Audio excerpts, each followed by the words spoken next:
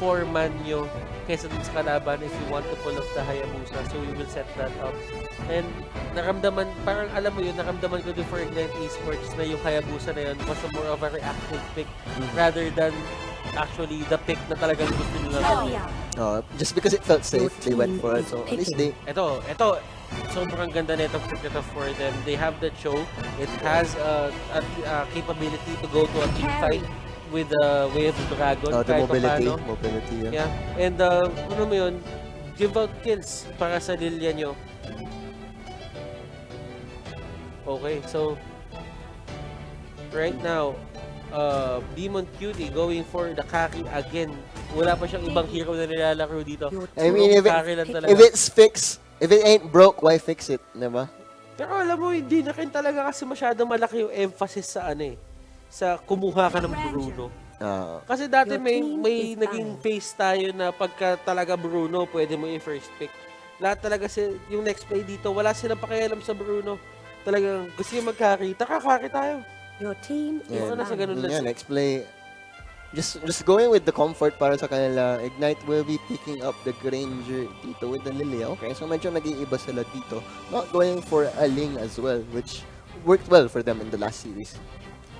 Alam mo, yung Ling, I don't know. The Ling Hindi ka pa sold? right now. Hindi ko masyado Ako sold. sold naman ako. Pero kasi, what made Ling broken was, he was untargetable. As a wall. Dun sa pagka nagwo-walling-walling siya, pag nagpa-parkour nagpa-parkour siya. Pero kasi nung natanggal yung mechanic na yun na pwede din siya ma-target, I just feel that he's like, sabihin natin, para naging hero lang siya, na may magandang mobility, pero it's not that gimmicky pa rin. Parang gimmicky pa rin talaga siya, pero the gimmick was really strong at first, then the gimmick just fell down. Kasi if you're targetable dun sa may wall at nakikita ka pa rin ng tao, you're just like any hero na nasa pool natin ngayon. Yep. Tsaka ano rin siya eh, parang it's a hero that you can just work around with. Parang you can like alam na ng players how to itemize against them. You just get a Winter Truncheon or a Wind of Nature.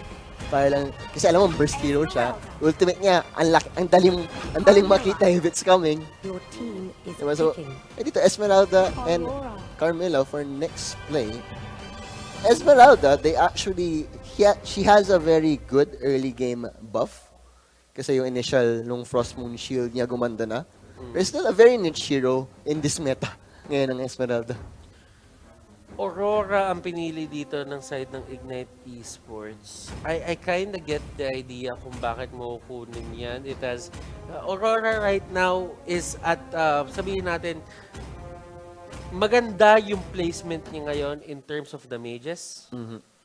I just feel na, is this the perfect time to go for that, sabihin natin, Aurora? Oh, especially if you're like, on the verge of the lower bracket. I mean, ginagamit naman talaga siya ngayon. Pero ang akin kasi, tama bang pumili ka ng Aurora sa harap ng isang Biggie?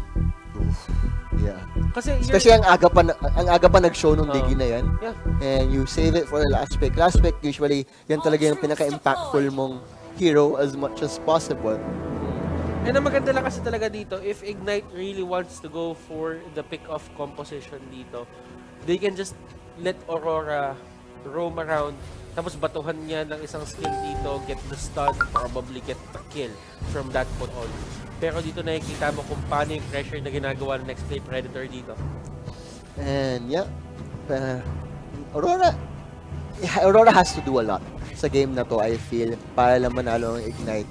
Ano yan eh, parang Aurora is a hero na extremes para sa akin. She's either gonna do very well or she's gonna be very forgettable. At may naririnig kami, mga kaibigan. Oh, meron na kami naririnig. Silang. Baka konsensya mo lang yan. Pero hindi po kami nagiging saraulo or anything. Baka konsensya mo lang yan. Okay. Pero still, Mark Su and Yasuo dito going 1v1. Ito talaga yung setup na gusto nila, Mark Su. On the other hand, they're just going for it. Sakuragi will be the first casualty of the game. Tinamaan ng flame shot, tinamaan ng magaling.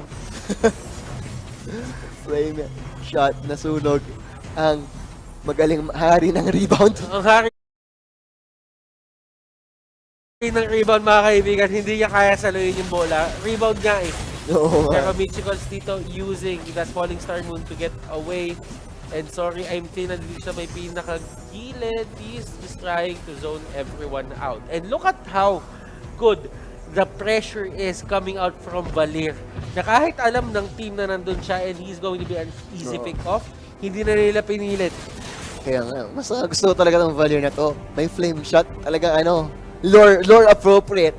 Pero na spell para sa kanya. Pero lore appropriate din na magkalaban ngayon halos si Valir at si Aurora. Oo nga, no? Ice and Fire. Ice and Fire. Nasama sa Fire. Pero Demon Q, mahabol talaga siya.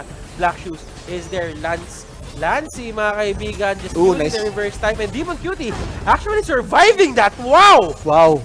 Isang pitik na lang dapat Sakuragi, not meant to be since mag-isa lang naman siya doon. Pero Sakuragi, 0-2 to start off this game. Looking pretty bad para sa Ignite.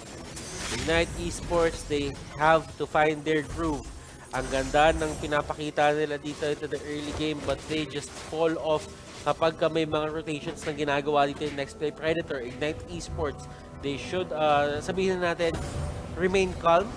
Alam mo yung regroup habang nandito sa game kasi parang mental reset dito. This is a mental reset, pero meron tayong instant replay dito. Look Demon at Cutie, this. Nahuli sa Kuraki. And look at isang that pitik dash. na lang. That could have been a kill. Kaya nga, unfortunate. Pero mag-isa lang siya. Wala na talaga siyang magagawa dito. Ignite still trying to split up the map pero facing a 2,000 gold deficit this early on para sa kanila. Aurora dito, yun yung nakita natin. They closed out on the Diggy, nag-slow na siya, binato niya na lahat. But one pop of the time's journey is all it takes to, negate every status, sabihin natin disadvantage. Disadvantage, tama. Status disadvantage. Napaisip din ako, pero Turtle will be taken by Michicals doon. Oh, sorry, Try I'm to go going for for the the flicker in dito sa may baba. That is a 2v1 for Demon Cutie. Sorry, I'm thin. Nagpapaikot-ikot lang siya dito. Wala na naman talaga siyang magagawa eh. Kumbaga, yun yung maganda sa Valir. Hindi mo kailangan masyadong maging action Jackson. Ang kailangan mo lang gawin is umikot-ikot ka sa mapa, ipakita mo yung presensya mo. Kasi usually, mag-back yung kalaban. Yung threat lang talaga. Just the threat of the Valir with the crowd control. May flame shot pa siya. Flame shot, may knockback, and may slow din siya, by the way. So, also a very forgettable na nakakalimutan na interaction on that. And look at this, Sakuragi. Siya ay naipit dito, pero Isod with that Divine Judgment, Kekeke is at the backline. Nakikita naman natin dito sa Sakuragi. Kanina pa siya pabalik-balik dito. Hindi niya na alam kung saan pupunta. Pero nakahulihan pa dito nga. And Sakuragi will go down at the hands of Michicals. Sobrang tagal naglakad. Sobrang tagal naglakad sa Sakuragi doon. Pero Mark Zone to the middle lane. He will go down with a joint effort of Cho and the Granger. Ang tagal nun. Kaya nga talagang hinanap nila. Pero finally, Ignite getting something from the map. First 2 kills. Tapos makaka-farm pa si Cho sa taas. Well, create the crab coin. Tamang kuhanan muna ng buff yung dalawang team dito. Pero finally, that Aurora, may nangyari na rin para sa Ignite. May nangyari na rin. Nexplay Predator dito. They are trying to go for Yasuo. Yasuo dito na reverse time siya. Pero sorry, I'm thin with the health. Flicker out. Flame shot is there. Falling Star Moon. Ang daming binato. Ang daming elemento na binato. Kaya nga eh. May bulalakaw.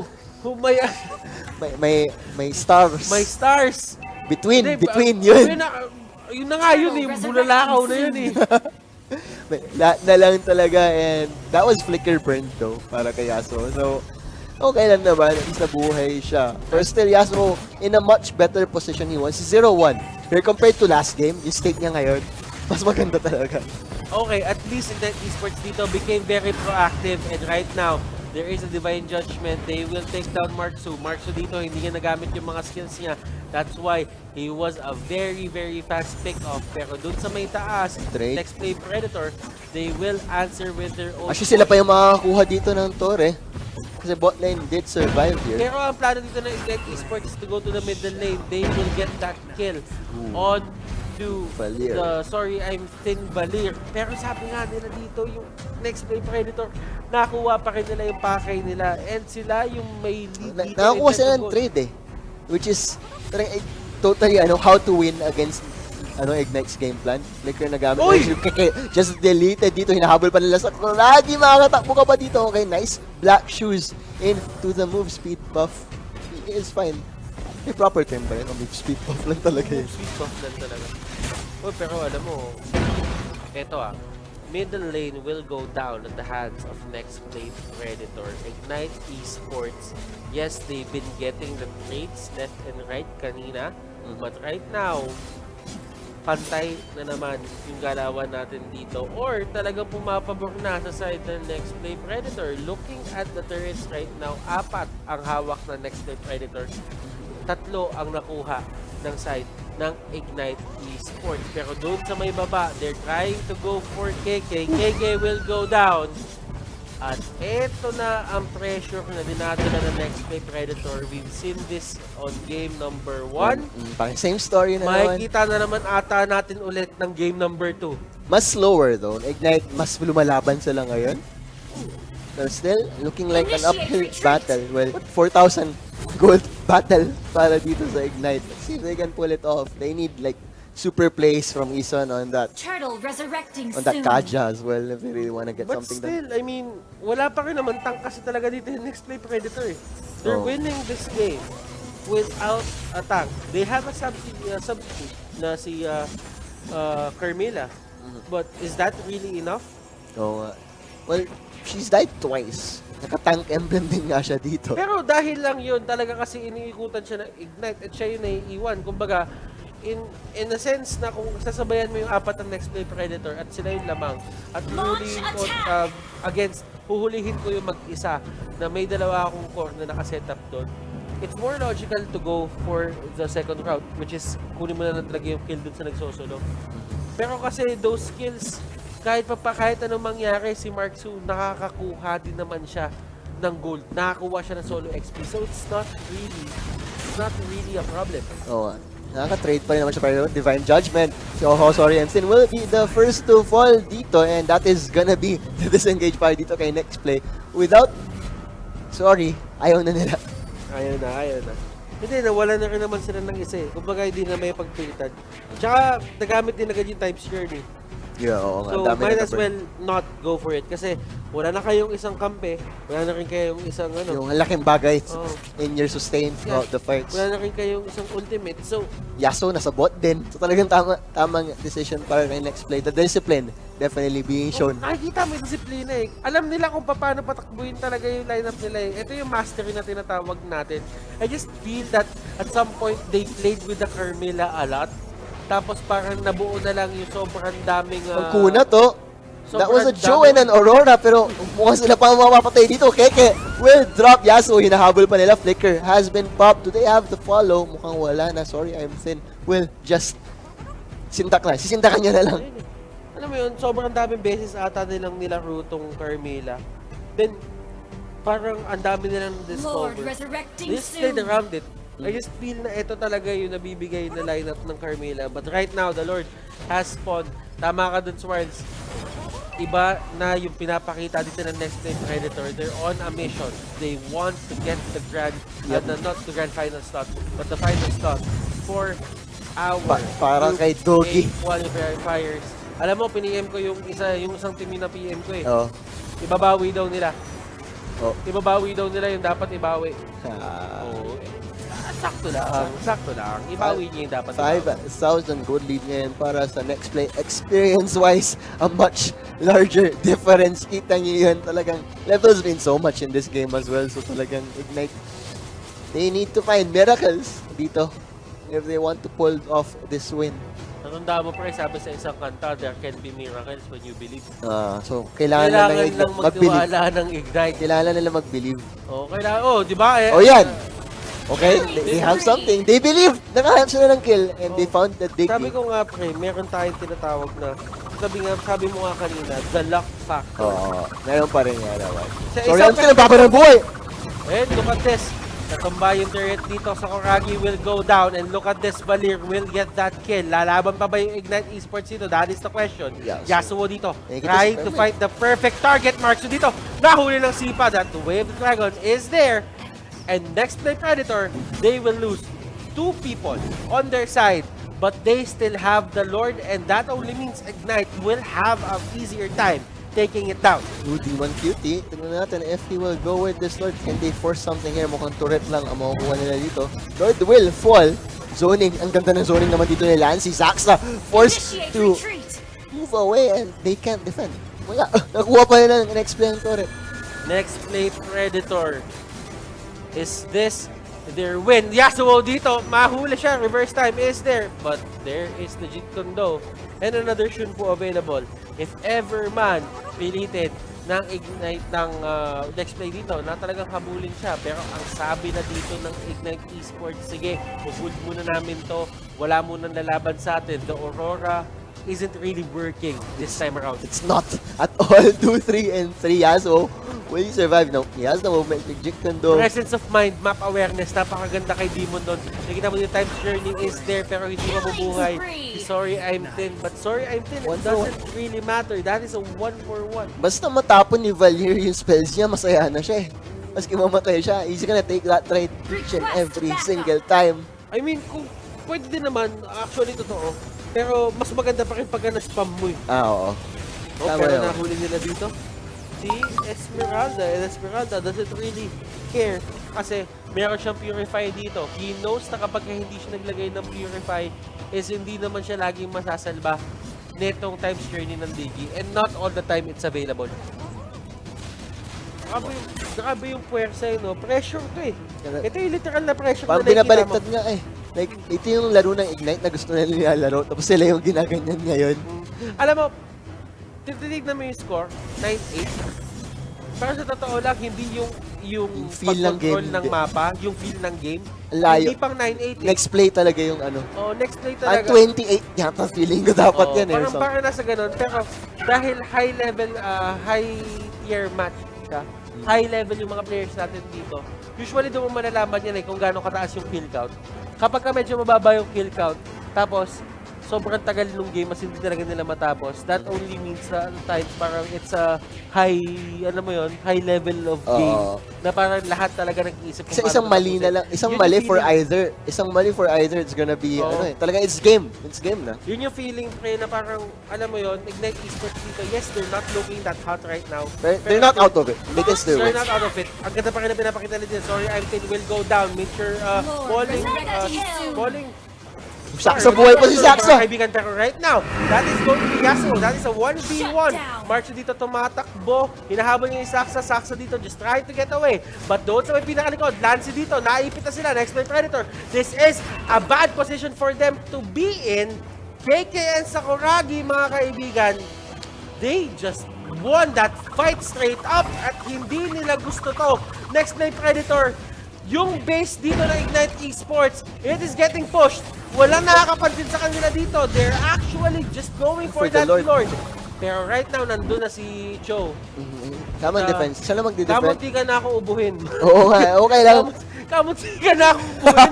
Buti na pigilan ko.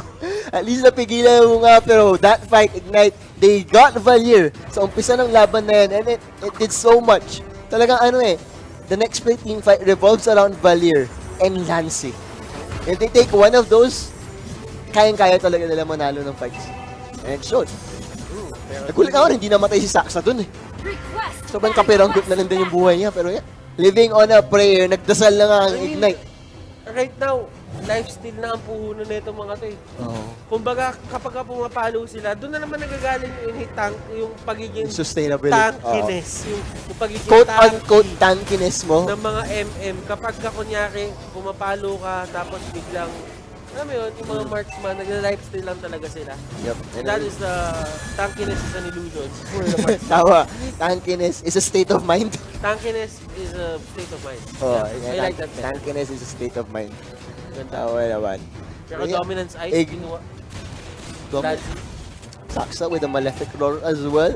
Talagang Ignite back in this game with a vengeance! Marksu! Hindi pa siya namatay doon. Pero, will they get any bawi dito ang next play? Mukhang wala. And look at that, Marksu. Kanina, 5 minutes ago, he felt unkillable. Now, talagang sumendali lang siya sa harapan. Almost died. Just like that.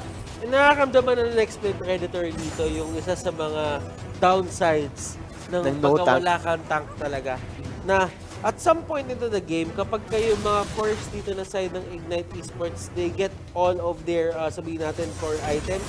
Parang dumarating na lang tayo sa point na lahat mataas na yung damage. So, ibig sabihin, kahit anong kunat mo, kung hindi ka talaga innate na tank, parang yung ano mo, yung progression mo, yung stat progression mo, hindi mo mapanig sa pagiging tank. Parang yung scaling mo, tumutumba ka na lang eh. yung scaling mo magkukulang. Oh, sorry, Anton. Patay na naman siya. He's trying to go for it, but he's living through it all net. Esmeralda will pick up that one. Sakuragi, he's trying to go for more. Michiko's with the Athena shield. Hindi niya mag-go. Pero Yasuo, tamang trabaho lang. Sneaky. Like, parang daga talaga. Ganda talaga yung trabaho ni Yasuo eh. Yan ang trabaho niya. He is just going for these pick-offs. At kapag lumapit na naman si Lance dito, 100% he's gonna go down. At nandito na tayo sa point ng game na yung dalawang core dito for the side of Nexplay Predator, may immortality na rin siya. And right now, Time's Journey is there. Sinubukan nila abunin, pero that was one wasted Time's Journey. Ignite Esports. Yasuo hasn't showed for a long time. Sa totoo lang, this can go both ways. Oh, 50-50 pa rin yung... 2,000 gold na lang. Kanina, it looked like an Nexplay's game, pero after that big fight in the middle, nung napatay nila kaagad si Valir, Ignite, back with the vengeance talaga. Back with the vengeance. Little Wonder will be taken here. Michikols. Ano ang kailangan gawin dito ng Nexplay Predator talaga para matapos na tong game na to? If they want to force a fight ngayon, pero ang problema ito naman, lanes are being shoved in favor of Ignite. Hindi sila papayag na hindi may, at least may isang wave na nagpo-push out on the other side of the map. And yun nga, Nexplay, pag mag-group up sila, that is when Ignite shine. Okay, pero this one, if they find Sakuragi here, pero mukhang hindi. Lilia still has black shoes available, so not the easiest skill in the world. Ganda ng pustuan ni Yasuo dito. Tsaka si Demon QT. Si Demon QT talaga, feeling ko ito yung player na hahanap ng paraan para makakuha yung inaasam-asam yung free hit na tinatawag nga ng karamihan sa atin. Pero dito, kapag ka may mapunta dito, jackpot. Kaya nga Pag may mapunta dito, from both sides, kaya mukha nararamdaman nila. Ito na tinatawag natin yung guerrilla tactics. Kaya nararamdaman nila. Nagsigawan na sila dyan. Huwag kayong gagalaw ng masama. Napapalibutan na namin kayo. Pareho nilang ginagawa yun. Pero talagang literal na nagtatago sila dito. Sariling kampo lang to. Black one to. Oh, si Marksu. Marksu! Hop. Kaliwa. Yo. Pero Yasuo, tamang trabaho lang. Mabilita na sila. Nagtrabaho. Yan, gumalaw na. Saan na makikita dito? The patience, nagpa-pay off lang siya. Babala ng buhay. Saksa, just doing so much damage. And look at this, Esmeralda, they will take down Saksa dito. Saksa is the next target. Pero KK, mga kaibigan, tinutulungan yung Sakuragi just to get away. Kari will get the Kaja. And did it really pay off? That is the question. Patience, mga kaibigan. It pays off. Marksu dito, mga kaibigan, tumatakbo pa. He doesn't have the way of the dragon. Marksu is trying to get away. Innately mataas yung movement speed niya dito. He has a 60% movement speed. It is what it is. The Lord is up. They can go for that. They will steal the buff. Pero sabi dito na Ignite. Oh, he's going! Tapusin natin to! Okay. Doesn't have Way of the Dragon just yet. Pero Marksu just being threatened here dito sa mid lane. Pero that play all happened because Yasuo showed up. Agawan base, mga Grabe, kaibigan. sila gumalaw yung kabila. Unang gumalaw, talo. Eh, natalo next play dun. Sa totoo lang, Ignite Esports, kaya nag-react yung Nexplay Predator is because nandun si Yasuo sa taas. Nag-show. That was very calculated by Ignite. Kung sino man yung shot caller ng Ignite, saludo ako sa'yo ngayon. Oo. Yasuo dito nagpakita siya. That forced Nexplay Predator to move. But Ignite Esports, that was a 4v5 to be honest. Nung dumating si Yasuo, dun lang na-even out yung odds. Sa totoo lang. Pero that was a good play coming up from Ignite Esports. Nexplay Predator, they are losing their lead. Slowly. And they're finding their groove again. Yes. Okay, mahuhuli ba sila dito? Kacha will pop here. Si Ison dito, pero Sakuragi will be the next target. Demon QT dito. In a very bad spot. And look at that punch, mga kaibigan. That is how you use only fast. Saksa dito and KK, they are just trying to take down everyone. And they're gonna get the Lord with Demon Cutie dead. Can they contest? That Free is the Lord to. question. Wala si Demon Cutie. Hindi nila pwede puntahan to. But They won't still, have the damage. Esmeralda is there. If they actually give this out, para Okay, they're trying to contest pero Yasuo, tamang trabaho pa rin talaga. He's forcing Lancy to stay in the base so walang times journey sa laban na to ang next play. Marcho dito, kinain niya yung Dead Zone nata, Falling Star Moon. Oh, Won't be they found used, pero Granger. Granger will actually go down. And this is bad for the side of Ignite Esports. They can get Oh, this, they got it, they but got the retribution is there. Eto natakbuhan na mga kaibigan. Next play Maxo. Predator dito. Lumalaban. Look at that 2-man stun. And suppressed. Winter Truncheon. Oh! The ball is there. Oh my goodness. Sunog ang Lilia! But Oh, what a game. Yasuo still, tamang trabaho. He's forcing one hero to stay behind for next play. That was the Dicky na may time journey. Could have been a totally different story para sa next play. But still, they got something out of it. And unfortunately, Retribution, di isa lang yung Retribution sa game na to. And it paid off. Nasunog yung hari ng rebound. The Lord is gonna go down 100%. That is a carry. Tutumba yan. By hook or by crook, hindi natin alam. But still, What a game! Parang Butters, what a game! this is... Pang regular season yung ganitong game. Man. Both of these teams, with their showing, I think they both deserve it. Pero syempre, hindi lahat ng gusto natin. Hindi lahat ng mga players dito ngayon makakapasok talaga. There can only be one per group. Pero look at this level of Mobile Legends Bang Bang. Very, very high level. Very, very high level of MLBB. Both are shot calling na parang wala nang bukas. Their captains are doing the right things. The players are showing the mechanics. And ito na nga yung sinasabi natin, Swarly. To make it into MPL, hindi lang dapat gusto mo. Oo. Dapat gustong-gusto mo. Yup. It's, ano yan, hindi lang, parang blood, sweat, and tears talaga. Oo, Kailangan mo. sakripisyo, lahat na. Kumbaga, lahat ng top 8 natin ngayon na naka-invite na, nandun na talaga. They all deserve to be. They all deserve to be there. But right now, if you're in the qualifiers, ito yung nasa utak mo. You should be trying to prove yourselves dito pa lang, from this point out, na parang make a statement. And both of these teams are making statements for their group. Yup. Definitely. Kala natin next play, we're gonna be able to steamroll through this Group A. Pero mukhang hindi, wala talaga. It's anyone. Ignite showing na with their other tournament experiences in ML, they are keeping up with the big, they belong up here. Oh, pero next play Predator dito, Michikols, he can actually get caught out. The flame shot is there. Nagkabato pa ng flame shot Ison. dito. Falling Star Moon. That Sonata is there. Ison dito. Just using the flicker to get out. Pero look at the Carmela dito. Mapipilitan siya pumunta dun sa may baba. Look at the split push coming out from Cho. Pero this is a 4v4. My goodness. Lancy dito. Hinahabol siya ni Papa Bird. Si Baby Bird. Hinahabol ni Papa Bird. And look at this, Yasuo just going 1v1 with Mark Su. Saksa dito, just trying to take down everyone. Tumba din na si Demon Cutie. What can they do? That is the question. The Wave of the Dragon will be used. Michikols dito, hindi makauwi. Mark Su just going 1v1 with Yasuo lang talaga. Ito lang yung gagawin nila. Clear ng wave, habulin si Michikols. Yasuo dito, nakikipag-rendezvous na din dito sa Michikols. And the Death Zone nata. Nag-OB! Sinubukan niya mga kaibigan tumakas, but that will be the death of Michikols. And I feel this could be the game. Yep. We might probably go to a game number 3. And Ignite.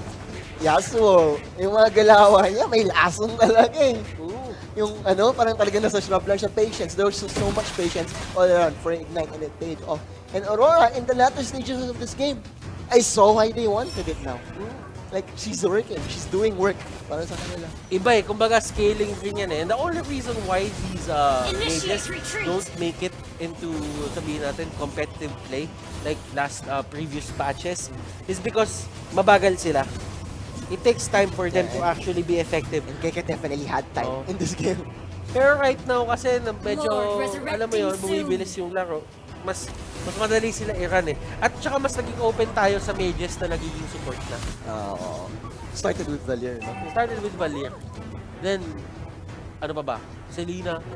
Then, dumating to si Aurora. So, it is a real legit strategy. But in season 1 pa lang pala with Signal Ultra Days. Ganda na ba games? Okay, let's see. So, again, Ganda ng mga games, sobrang ganda ng mga games. Pero ito, napilitan na naman gamitin yung first time journey so early. Falling Star Moon will be used. Pero nandito, sorry, I'm Tin. Flame Shot, nagkabatuhan. Aurora dito with his own spell. Yung si Marksu, napipilitan lang talaga si Gorgeous Marksu dito. civilian talaga ang Oh, trabaho. yun lang yung trabaho ni Marksu dito. And look at that. So, direction top lane gonna continue working like he always does. Marksu finally getting to go out of the base. Pero Marksu just getting deleted dito. Kasi Mortality, life number 2 sa Sakuragi. Black Shoes, nagkakabatuhan. Winter Truncheon is there. Sakuragi, makakatakas ba siya? Yes, he can. But doon sa may gilid, sorry, I'm Tin. Ito na yung Numbers pinaka-problema niya advantage dito. Ito ang problema ng Valir into the late game. Napakadali niya din kunin. Napakadali niya din pitasin. And ang kailangan natin nalalahanin dito, support si Valir dito. So, he needs to fend off for himself. Kasi, literal, na siya yung dapat tumutulong sa mga kampi niya at hindi siya dapat yung tinutulungan ng kampi niya. Yeah, the other way around nga, unfortunately. And you know, throughout that fight sa Ignite, Yasuo did not show. Nasa shrub lang siya. He was trying to see kung meron siyang pick off throughout that whole fight. Patience is a virtue and Yasuo is very virtuous. Alam mo, yan naman kasi yung yung sabihin nating trait ng isang show. Show isn't really your best team fight hero. If you think about it. Pick off talaga siya. It's more on the pick off talaga and how he create space or the advantage. Wala for nang the other pakialam. team. Marksu was there. He just takes the tower right under his nose. Walang pangayalam. But Sakuragi did fall. Lord is gonna be opened up here. Pero Lancy is very low. Not the safest Lord dito. Divine Judgment available. Yasuo, he's gonna find Demon Cutie. Yasuo dito. Ginawa siya ng light wheel pero Yasuo will just try to get away. Michigons dito will be the next target. And what a performance coming out from this show. Yasuo dito just pulling out all the stops. Stranger will go down. Demon Cutie still alive. Demon Cutie just going left and right. KK dito will be the next casualty. The Lord is now up. This is a 3v2. Can they make the difference here? Si Baby Bird, hinahabol ni Papa Bird. Si Papa Bird dito, nahuli ni Kaki. Ito na, Papa Bird, gumising. Gumising si Papa Bird and Papa Bird will go down. Si Baby Bird ang nanaig. Kaya nga eh. What game 4 for one Yasuo. Medyo na-late siya ng unti doon. Sakuragi unfortunately fell. So ito na naman! Yung love team, mga kaibigan, hindi na talaga naghiwalay ito si Yasuo at si Marksu. Kanina pa nagsusuntukan itong dalawang tayo. Flame shot, mga kaibigan. Godlike, nakuli ni Yasuo dito. Yasuo will go down! Killing spree. But he bought time. He bought time. Love-hate relationship. Tama nga. So, si Silyon, matakot ka na. Si Silyon, matakot ka na. Si Chow napapalit sa'yo. Eto na. Oras mo na. Kaya nga, si Cho na pala. Kanina pa nagbabanding yung dalawang Kaya, as in, ang lakas na ng sapak ni ang lakas na ng sapak ni Chow dito. Hindi dinadamdam ni Oo. ni Marksu. Oo. Tapos, yung sapak, yung ginagawa naman ni Marksu, hindi na ganun kasakit para kay Yasuo kasi May yung life ni hilan. Yasuo ang taas na din. Kaya nga, Naka-malepic rock na to. 100,000 both teams now. 30 minutes into the game. Super late game na. Qualifier nga.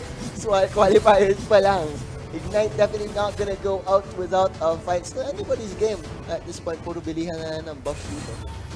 Ganda ng games natin dito. This is very fitting to be the upper bracket. Tama yung hype sa qualifiers. Tama yung hype sa qualifiers, pero ito hindi tama yung hype dito. Nagkahulihan. Nabawian si Baby Bird. Nabawian si Baby Bird. Kanina ka pa. Wala ngayon. Kaya tinan mo, pansinin mo, nag-aabunan lagi si Ison tsaka yun. And Ison dito will try to get away. Frozen is there. And he will go down. Ranger dito, nagkatumbahan na. Ison just trying to get out. And Michigons dito going 1v1 with Sakuragi. Ison dito with the Divine Judgment. And Ison with the Ring of Order. And they will go down. Marksu dito, the last man standing. Nexplay Predator. Can they defend this? That is the question. Ignite Esports for the win. We are probably gonna go to a game number 3. Yes, we are. Nexplay Predator loses game number 2. Ignite Esports takes this to a game number 3. Ignite, what a game, what a comeback feeling talaga. Nexplay had it in the bag, pero hindi. Nagdasal at nangyari. Yun na nga nangyari.